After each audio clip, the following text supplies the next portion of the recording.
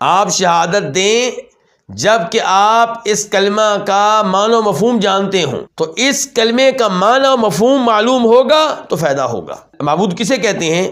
جس کی عبادت کی جائے۔ تو کیا اللہ کے علاوہ واقعی کوئی معبود نہیں ہے؟ معبود تو بہت ہیں۔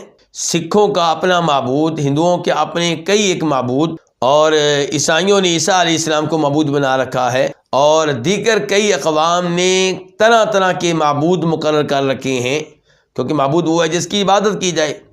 خود مسلمانوں میں سے کئی قبروں کی عبادت کرتے ہیں، پوجا کرتے ہیں۔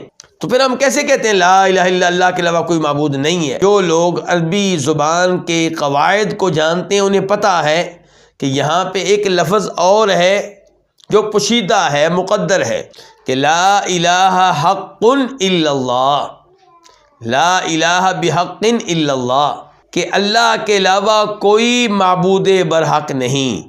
یعنی کہ جھوٹے معبود تو بہت ہیں، اللہ کے علاوہ جس کی عبادت کی جاتی ہے وہ معبود وہ عبادت کے لائق نہیں ہے۔ اس کا مطلب یہ ہے کہ اس کو معبود بنایا گیا ہے، لیکن اس کو معبود بنانا غلط ہے، باطل ہے، برحق نہیں ہے۔